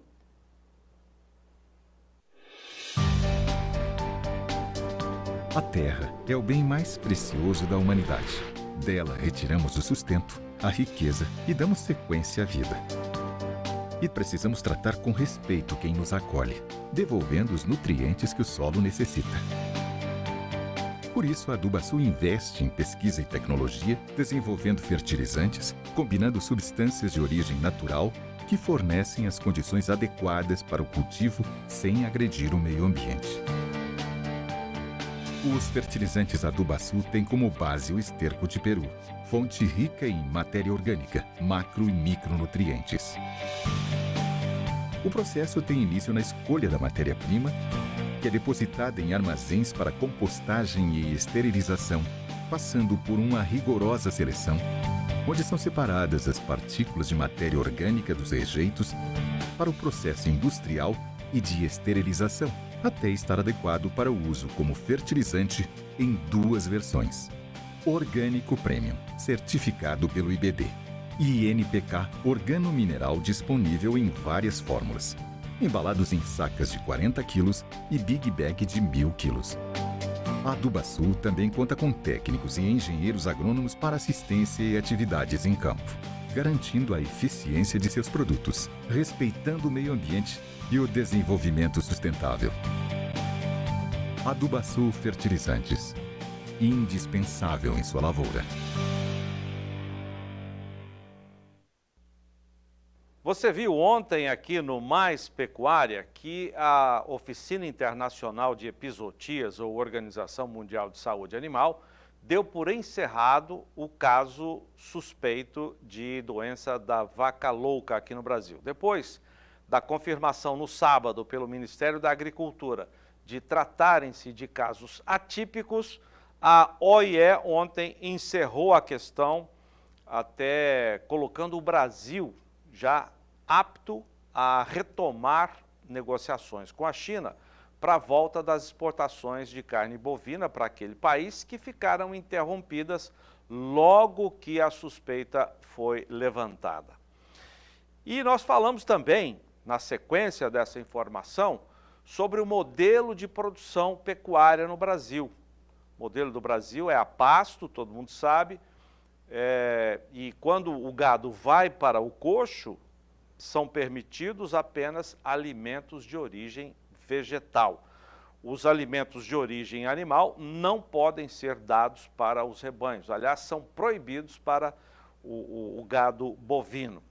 Nós conversamos, João Pedro Cuti Dias, nosso comentarista, e eu, com o Dr. Cláudio Barros. Ele é professor aposentado da Universidade Federal de Santa Maria, no Rio Grande do Sul, membro do Comitê Científico de Encefalopatias Espongiformes Transmissíveis, é um assessor para esse assunto do Ministério da Agricultura brasileiro. É também membro do Colégio Brasileiro de Patologia Animal e, portanto, bastante conhecedor do assunto que ficou em questão, né, até ontem, até ser encerrado, ficou em debate entre os pecuaristas, a indústria pecuária, melhor dizendo, aqui do Brasil. Nós vamos reprisar os principais trechos da entrevista, que eu repito, contou com a participação do João Pedro também. Vamos ver. O Alcides Torres, que é diretor e analista da Scott Consultoria, hoje, na hora do almoço, na segunda edição do Agricultura BR. Naquele momento, ainda não se tinha a notícia oficial da OIE, Oficina Internacional de Epizootias, ou Organização Mundial de Saúde Animal, que considera os casos atípicos, ou essa suspeita de vaca louca no Brasil, um caso encerrado. Caso encerrado, ou seja, o Brasil liberado para voltar a retomar as exportações com a China, exportações de carne bovina. Já se fala até nas próximas horas, uma reunião do Ministério da Agricultura do Brasil com o governo chinês. Não foi a primeira vez, como nós já até dissemos na semana passada, lembramos de um caso de Mato Grosso também, de 2019, não foi a primeira vez, mas o que deve ser feito para evitar novas ocorrências desses casos atípicos da doença? A vaca louca, doença que interfere no consumo humano, atinge os seres humanos, a gente sabe o que tem que ser evitado, é não dar ração de origem animal para os animais. Agora, esses casos atípicos, o que deve ser feito para evitar novas ocorrências? Nós vamos conversar com o doutor Cláudio Barros, que é médico veterinário com doutorado em patologia. Vou resumir o currículo dele. Doutorado em patologia nos Estados Unidos e pós-doutorado em patologia na Alemanha. É professor aposentado da Universidade Federal de Santa Maria, no Rio Grande do Sul, e membro do Comitê Científico de Encefalopatias Espongiformes Transmissíveis para assessoramento do Ministério da Agricultura brasileiro. É também membro do Colégio Brasileiro de Patologia Animal. Gentilmente, ele vai conversar conosco pela internet. Vamos então até ele em Santa Maria, no Rio Grande do Sul. Professor, doutor, muito obrigado pela sua entrevista aqui ao Mais Pecuária do canal do Boi. Gostaria de saber do senhor como ocorrem esses casos atípicos da doença. Boa tarde, obrigado pela oportunidade. É o seguinte, esses casos atípicos diferem dos chamados casos clássicos porque eles ocorrem espontaneamente, isto é, a doença não é transmitida pelo animal ingerir alimentos contaminados. O agente que causa a doença é originado dentro do organismo animal, sem a prévia infecção. Então, é uma alteração da proteína que causa a doença no próprio organismo. Então, ele se origina dentro do animal. É uma geração espontânea. Por isso que ele é considerado na OIE como um evento natural que pode ocorrer em qualquer animal, em qualquer população bovina. Então, por isso que é o caso encerrado, não há o que fazer, não foi uma culpa da vigilância sanitária, nem de dar alimento contaminado para o animal. Ele gera no interior do animal. Doutor Cláudio, nós estamos aqui nos estúdios com o nosso comentarista, o João Pedro Cuti Dias, que é engenheiro agrônomo, e tem uma pergunta para o senhor. Sim. Boa tarde, doutor. Pois não. Tudo bem. Nos últimos anos, aí, mais de 20 anos, houveram 5 casos dessa doença atípica aqui no Brasil. Então, eu acho que é um pouco difícil você prever a ocorrência disso, porque isso é muito pouco, o número é muito pequeno. Agora, à medida que o Brasil avança e que haja um trabalho, a produção de carne se torne mais intensiva, mais confinamento, mais semi-confinamento, e o Brasil ocupa um espaço cada vez maior no mercado internacional, que todos os nossos concorrentes estão de olho na gente. Como é que o senhor vê a questão sanitária daqui para frente? Bom, eu acho que esse tipo existe três tipos de BSE. O tipo clássico, esse seria um problema. E os dois tipos atípicos, um é chamado de L e o outro é chamado de H, pelo tipo de proteína que cada um.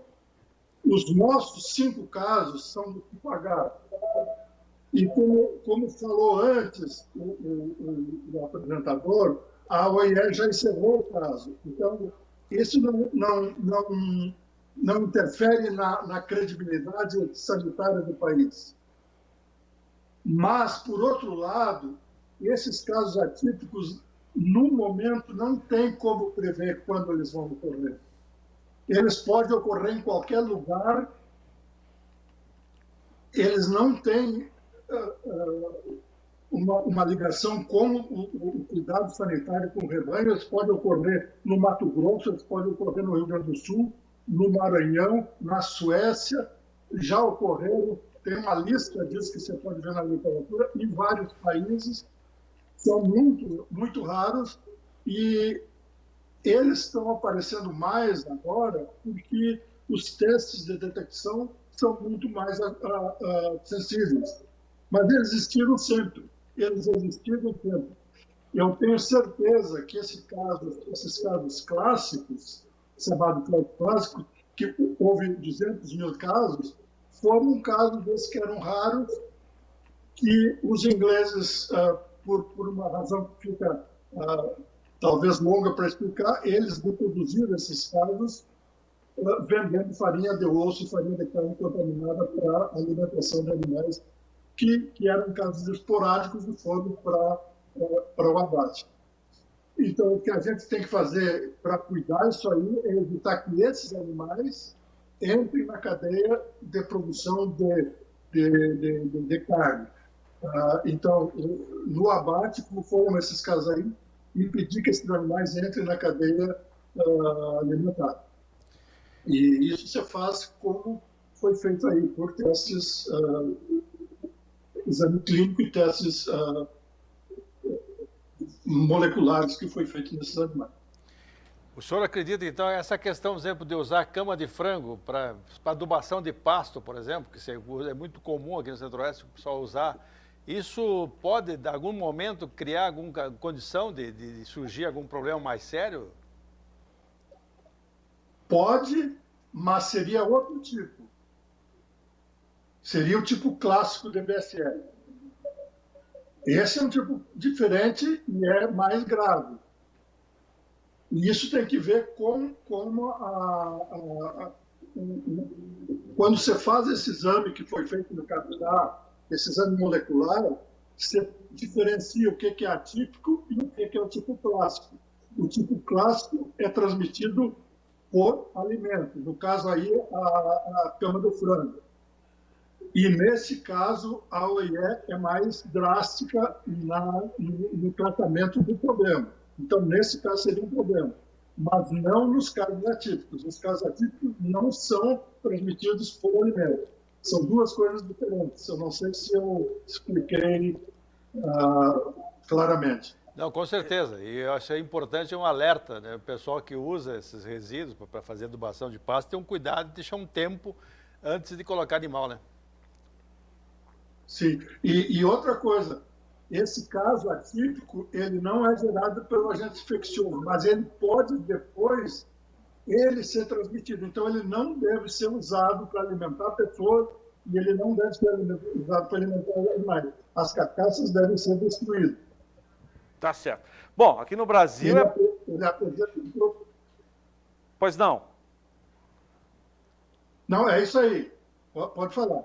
Aqui no Brasil é proibido o uso de suplementação à base de cama de frango, por exemplo. É proibido. Alguns Sim. usam, né? A gente sabe, o Instituto Mineiro de Agropecuária agora, até semana passada, divulgou que autuou alguém que estaria usando essa cama de frango, que é proibida. Acontece que as pessoas compram para adubar a pastagem, com esse objetivo, porque ninguém vai chegar na loja e dizer, eu quero cama de frango para dar para o meu rebanho. Não, pede para fazer a adubação das pastagens. Mas quem é mal intencionado pode, em função do preço do milho, da suplementação vegetal, né, e a cama de frango ficar até mais em conta, então usa isso aí, mas é um risco muito grande, né, doutor Cláudio? Isso aí deve ser evitado, mas o colega ali, o engenheiro agrônomo, que eu não peguei bem o nome dele, mas ele tem razão. A pessoa tem muita oportunidade de usar e usa em alguns lugares. O Ministério tem feito uma campanha e ativamente para impedir isso aí, mas às vezes a coisa foge do controle. Mas não deve ser usado. Obviamente isso aí diminuiu muito, né? Mas isso em qualquer parte do mundo, um produtor que tem um produto que vai baratear, eu vi isso na Inglaterra, quando estive lá, eles usam. Quando na Inglaterra foi proibida essa farinha de osso, farinha de carne, os que tinham estocado continuaram usando, mesmo que fosse proibido. Doutor Cláudio, isso, graças a Deus, não dá todo dia, né? De vez em quando tem, infelizmente, casos como esses que nós vimos agora, né? Minas Gerais e Mato Grosso. Raro. É raro. Havia uma discussão, é bem raro. Pois não. E antigamente, vamos dizer assim, há 20 anos atrás, esses casos não existiam, só que não temos testes para detectar. Então, esses casos passavam despercebidos. Hoje, os testes de detecção são bem apurados, então esses casos aparecem. Mas esses 5 casos, um foi em 2012, outro em 2014, outro em 2019, e esses 2 em 2021, são poucos casos em todo o Brasil, mas esses passariam devido na época, porque ninguém ia dar bola para isso, ninguém ia examinar esses animais. E hoje, com por exemplo, a consciência que a pessoa tem da doença, ele examina. Então, isso é como se diagnostica, isso é um bom sinal de que o sistema de vigilância do país está funcionando. Isso dá um bom sinal lá fora. Eu tenho experiência de falar com o pessoal do exterior e quando se diagnostica o caso desse aí, ao invés de dar uma má impressão, dá uma boa impressão de que as pessoas estão realmente, vamos dizer assim, alerta para diagnosticar. Que bom. Doutor Cláudio, é possível evitar isso? Que surjam de vez em quando casos como esse? Não tem como evitar. Não tem como evitar. A pessoa pode dizer assim, ter as melhores das intenções, mas esse tipo de atípica não tem como evitar, porque a gente não pode saber quando ela vai aparecer. Então, não tem um exame prévio que vai dizer. A gente pode, o controle da forma clássica, sim, a gente evita não oferecendo ração cama de frango, farinha de ovo, farinha de carne, de origem animal, e aí se evita. Essa outra não, porque ela não é transmitida assim, então a gente não sabe quando o organismo vai fazer isso aí. Então não tem como evitar isso aqui. João Pedro. Isso não, então não seria culpa do proprietário, não seria culpa do do sistema de vigilância. Então, por isso que a Organização Mundial releva isso aí, porque não é um problema de descaso sanitário. O senhor acha que essa questão de descarte de fêmeas, por exemplo, hoje pensar em vacas carimbo 0, carimbo 1, por exemplo, com 10 anos, 11 anos, seria uma alternativa que o pecuarista poderia fazer? Ora, chegando a uma certa idade, ele dá preferência para terminar esse gado e mandar para abate? Eu acho que eu acho assim que sim, e que a gente intensificaria o exame nesse grau de... Porque outra coisa que nós não comentamos, que essa doença, ao contrário da outra, se vocês verem esses 5 casos, todos eles estão acima de 10 anos.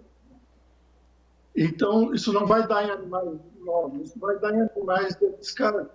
Então, nesses animais, isso deveria ser feito o exame regularmente nesses animais de descarte. Aí a gente está decidindo fazer esse exame no cérebro de todos os animais que fossem abatidos antes que eles entrassem para a cadeia alimentar, nesse grupo etário de animais, acima de 10 anos. E obviamente, eu acho que esse seria um tipo ideal de controle. Né? Doutor Cláudio, como é que o senhor enxerga o sistema de produção de carnes, né, alimento de origem animal no Brasil? O Brasil deve mudar o seu sistema de produção. Hoje é pasto, né, muito bem solidificado e valorizado no mundo, é importante a gente destacar isso. Mas o senhor enxerga que é possível mudar o sistema de produção, não só de carne bovina, vamos falar de suíno também, com relação às matrizes, às porcas, carne de aves. O senhor vê alguma possibilidade de mudança no nosso sistema de produção? Eu digo o seguinte, eu não vejo por que mudar a produção de bovino. Eu acho que isso aí vai bem. Eu acredito que um dia possa faltar espaço, mas não é o caso de a gente fazer muita concentração, porque a gente tem espaço ainda para produzir bovino. Eu digo o seguinte, eu não entendo muito de criação de suíno. Eu sei que o pessoal está atendendo uma produção extensiva de suíno, mas eu não daria palpite nisso aí, porque eu não entendo muito. Eu acho que a criação de bovinos, como está hoje, ela é sustentável. Eu acho que ela tem, vamos dizer assim, uma agregação, vai ter uma agregação de preço no exterior, porque é mais natural, eu acho mais saudável. Doutor Cláudio, nós queríamos agradecer ao senhor, Cláudio Barros, membro do Comitê Científico de Encefalopatias Espongiformes Transmissíveis, é um consultor do Ministério da Agricultura nesse assunto. Gostaríamos de agradecer a sua entrevista ao programa Mais Pecuária do Canal do Boi, João Pedro e eu, desejando um ótimo trabalho, não porque o senhor está aposentado já, né? Mas ótima saúde e boa atividade aí no sul do país. Muito obrigado. Muito obrigado. Obrigado. Grande abraço. Muito bem. Obrigado. João Pedro, bom conversar com especialistas desse nível, né? Zaidan, eu acho que o nosso papel aqui no Canal do Boi é sempre trazer informação precisa àquele pessoal que está nos assistindo. Quando surgem essas informações, cria no mercado um certo temor, uma incerteza, e ele foi bem claro, ele explicou direitinho. Se o pessoal fizer o que tem que fazer, o risco é mínimo. 5 casos em quase 15 anos é muito pouco, não é significativo isso.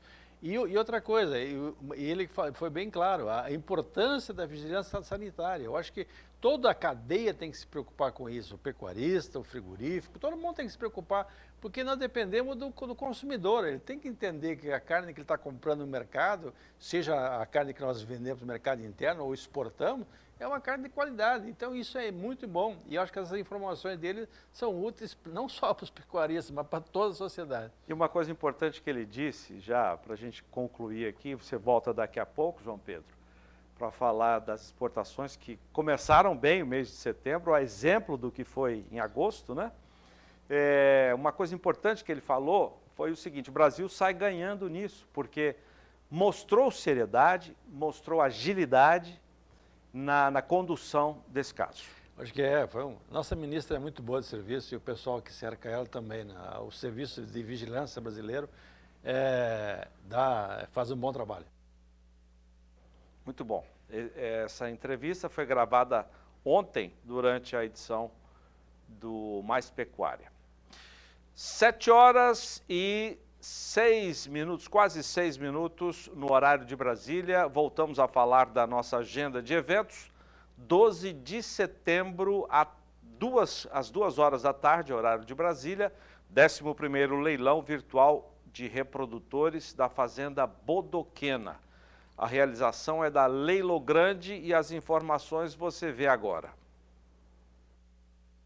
É tanta confiança nessa genética que a própria Fazenda Bodoquena é consumidora do excesso de qualidade que imprime nesses 100 touros que estão em oferta no 11º leilão virtual Reprodutores Fazenda Bodoquena, que o Canal do Boi mostra dia 12 de setembro. Se você observar de longe, parece apenas mais um grupo de touros saindo do curral para voltar ao pasto.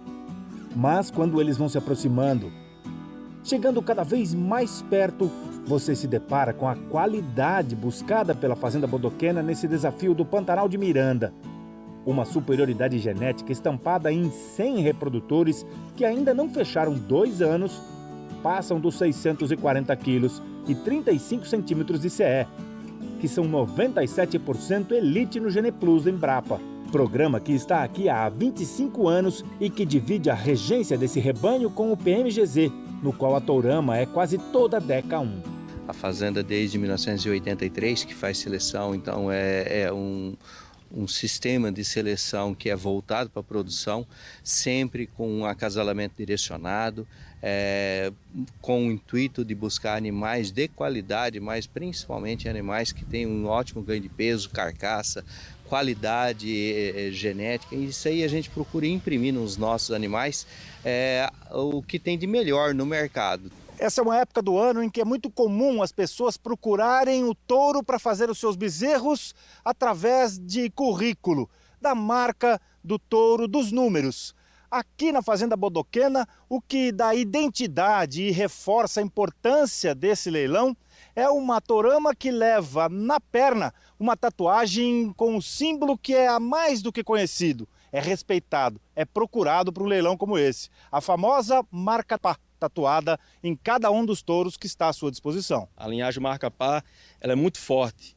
Ela está exatamente para ajudar o comprador a ter a garantia de quando colocar no seu rebanho, ele vai ter a confiança de produzir excelentes bezerros. É um crivo muito forte, diversos deles aqui tem a marca CSG do PMGZ, o que valida todo o trabalho dessa safra para ser ofertado aos compradores. A marca PA vem sendo consolidada ao longo do tempo e aqui está uma amostra do resultado do nosso trabalho e eu espero cada vez mais melhorar durante os tempos futuros aí. Evolução que já acontece com a absorção desse melhoramento no próprio rebanho comercial da empresa, onde a Bodoquena impõe a sua genética em um universo de 15 mil vacas, tirando boiada abatida antes dos 30 meses com 25 arrobas e 57% de rendimento, novilhas antes dos 24 meses atingindo 15 arrobas no gancho. Resultado dessa confiança na fonte e na mescla com genética de fora muito bem escolhida para reforçar a capacidade produtiva dos touros. A fazenda ela bebe dessa mesma fonte, então desde 1983 que nós não compramos reprodutores e sim fazemos nossos próprios reprodutores na fazenda, buscando sempre o que há de melhor no mercado. Obviamente é um processo bastante moroso, mas isso é consistente, porque nós utilizamos desses mesmos animais e buscamos fazer a base do nosso rebanho, tanto o rebanho PO como o rebanho comercial, dos mesmos animais. E aquilo que a gente busca para nós é o que é disponibilizado. Esse aqui são os melhores animais nossos, que são os nossos animais são provados aqui. Eles são rústicos, adaptados, com a capacidade de ganho de peso. Faz alguns anos nós não compramos touros, usamos somente animais crioulos nossos, do nosso rebanho, do nosso gado. Isso é confiar na genética? Isso é tranquilo, né? Garantido. São animais que são criados extensivamente, então a gente desafia toda a genética que entra dentro da fazenda. 15% dessa genética que está aqui sendo ofertada são fechados marca-pá. O restante a gente vem de grandes selecionadores para poder colaborar dentro da nossa variabilidade genética. E lógico, a gente também olha para fora da porteira e assim a gente dá oportunidade para outros selecionadores incorporar dentro do nosso rebanho e a gente cada vez mais acrescentar dentro da marca Pá trabalhos excelentes que estão dentro do Brasil. Já são vários leilões, a Fazenda Bodoquena ela já tem uma tradição de vender reprodutores, não tenho dúvida que são animais que vão melhorar nos rebanhos. Não estou falando aqui de grife de animais, estou falando de animais de qualidade com índice comprovados. 11º Leilão Virtual Reprodutores Fazenda Bodoquena. 100 touros jovens top de avaliação em oferta. 12 de setembro, domingo, 2 da tarde, com organização da Leilo Grande e IWF e transmissão do Canal do Boi. 7h12, ainda segue no Agrocanal o leilão beneficente ao Hospital do Câncer de Presidente Prudente, interior de São Paulo. O leilão começou por volta de 1 da tarde de hoje, com realização da Leilo Sul. E aí você tem agora uma obra de arte, mas tivemos agora há pouco uma bomba de poço artesiano, é isso, Lincoln? É isso aí. Vários itens ofertados por apoiadores e simpatizantes da causa do Hospital do Câncer, que agora acaba de ser credenciado ao nosso INSS, é isso? Então, para dar atendimento maior e até com o apoio do governo federal. Mas o hospital precisa das doações, é novo, e esse leilão tem esse objetivo. 5ª edição do leilão, realizado pela Leilo Sul, transmitido neste momento pelo Agrocanal. Nós vamos para o intervalo comercial com imagens do leilão. Até já. 7h15 no horário de Brasília. Na semana que vem, segunda e terça, você vai ver aqui dentro do programa Mais Pecuária o 5º simpósio de reprodução, o Repronutri. Repronutri é a junção das palavras reprodução e nutrição. Esse evento foi criado por pesquisadores da Embrapa e o nome já diz do que se trata. E são debates e apresentação de novidades em relação a esses dois temas da pecuária de corte. A repórter Kylie Rodrigues tem mais informações. 100% virtual, o Repronutri será transmitido pelo Canal do Boi e YouTube. O Repronutri trata de reprodução e nutrição de bovinos. Estou com a Alessandra Nicásio, pesquisador da Embrapa Gado de Corte, que repassa mais informações deste evento, né, Alessandra? Então, esse ano a gente está com esse formato virtual, vamos ter 2 dias. Esse ano a gente vai falar bem sobre precocidade sexual, então a gente vai ter um dia dedicado para os machos, um dia dedicado para as fêmeas. Vamos apresentar alguns resultados que a gente tem dos nossos trabalhos, das nossas pesquisas e vamos emendar numa mesa redonda onde a gente vai poder discutir entre a gente e com você que vai estar acompanhando a gente pelo Canal do Boi, que vai poder mandar as perguntas para a gente pode fazer essa interação ao vivo. A ideia nossa é justamente fazer essa interação e levar a nossa ciência para o campo e trazer o campo para a nossa ciência. 13 e 14 de setembro e um time de peso aí vai estar nas palestras, né, participando. Exato, a gente tem pesquisadores tanto da Embrapa Gado de Corte, da Embrapa Pantanal, professor da Universidade Federal daqui do Mato Grosso do Sul, professor da Universidade Estadual do Mato Grosso do Sul, professores da UCDB, colegas que são do campo, que atuam no campo, que são consultores e veterinários do campo, todos juntos trazendo resultados nossos, trazendo informação e pegando também informação de vocês e ajudando vocês. O evento é gratuito. O evento vai ser transmitido pelo Canal do Boi e também pelo canal do YouTube. Então a gente vai ter um período no canal do Boi para a gente poder apresentar isso, poder levar para vocês essas informações, mas também vai estar no YouTube. Quem participa? É aberto, quem quiser assistir, você que está aí, que quer acompanhar, que quer descobrir um pouco mais sobre a reprodução, sobre a precocidade sexual, não precisa de inscrição, basta se conectar e assistir a gente. Muito obrigada, então, pelas suas informações.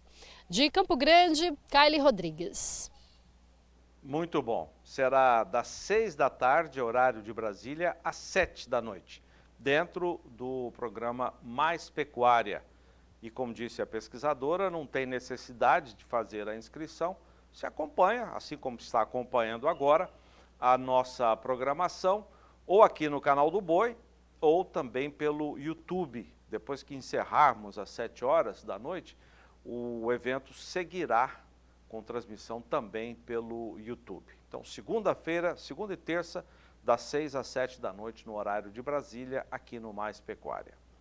Uma nova metodologia para análise da babesiose bovina, uma doença transmitida por carrapatos, foi desenvolvida pelo Instituto de Zootecnia de São Paulo. Gustavo D'Angelo tem mais informações. Já estou aqui com o Rodrigo Gigliotti, ele que é geneticista do Instituto de Zootecnia e responsável pelo desenvolvimento dessa nova metodologia que detecta a babesiose bovina. Rodrigo, seja muito bem-vindo ao canal do Boi. Olá, Gustavo. Agradeço pelo convite. Tá certo. Rodrigo, primeiro explica pra gente o que é a babesiose, como que ela é transmitida nos bovinos e como que isso pode acarretar, né, na propriedade. Quais são os danos numa propriedade rural? Bom, a babesiose bovina ela é causada por duas espécies de protozoários, a Babesia bovis e a Babesia bigemina, sendo esses dois agentes também do complexo de doença da tristeza parasitária bovina, e cuja a sua transmissão ela se dá por meio do contato do carrapato bovino, que e esse agente ele é liberado por meio do carrapato durante o repasse sanguíneo do carrapato, que está presente na glândula salivar do carrapato.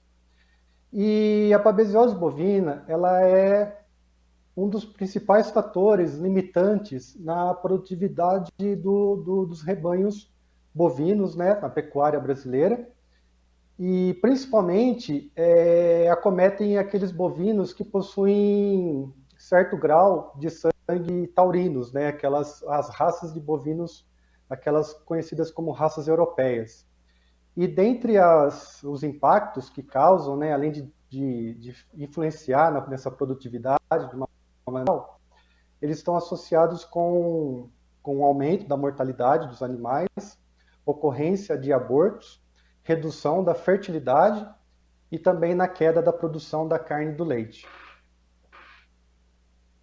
Agora, Rodrigo, como que vai funcionar essa nova metodologia que vocês desenvolveram aí para análise da doença? Bom, essa tecnologia ela nos permite, de uma maneira simples, identificar qual é a espécie dessas duas babesias prevalente em um determinado rebanho, ou Babesia bigemina ou Babesia bovis, porque já é sabido que a espécie Babesia bovis ela é mais patogênica do que a Babesia bigemina. Então, consequentemente, se um criador ou produtor ele ter um conhecimento baseando nessa identificação de prevalência, ele pode, no caso, redobrar os seus cuidados, principalmente se a prevalência da infecção do seu rebanho for maior para a Babesia bovis. Qual que é o próximo passo agora e como que essa metodologia pode ajudar o produtor rural? Bom, uma vez que essa metodologia ela já foi desenvolvida e também ela já foi publicada em periódico científico, em revistas, né? Então ela já foi completamente validada, o próximo passo então é fornecer essa metodologia aos criadores interessados, né? para saberem, né, a prevalência da espécie que está ocorrendo em sua propriedade, né, no seu rebanho.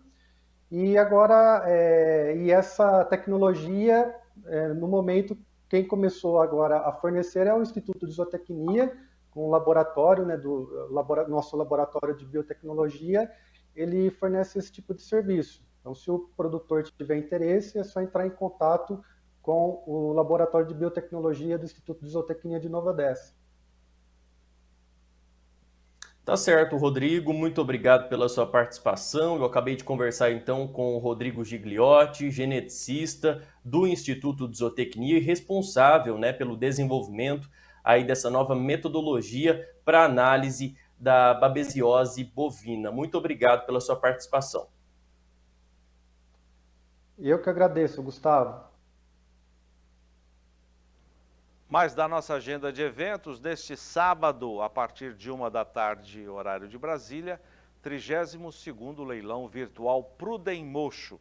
Oferta de 90 touros Nelore Mocho com RGD e avaliação do Programa de Melhoramento Genético de Raças Zebuínas, o PMGZ, da ABCZ. A realização é da Leilosul e as informações do Daniel de Paula. Se o tempo vai apurando a qualidade, o caminho percorrido por um Nelore Mocho selecionado desde 1980 dá a dimensão do que vem por aí no 32º leilão Prudem Mocho, que traz 90 touros e a novidade das fêmeas jovens da elite produtiva da Fazenda Boa Vista para uma oferta especial no dia 11 de setembro, sábado, pelo Canal do Boi. Uma premissa que Rubens Eduardo Ferreira nunca abriu mão para avalizar seu rebanho foi de cumprir rigorosamente todas as etapas de avaliação, junto com o olhar ainda mais atento de assessores que vão filtrando o melhor do melhor em cada fase.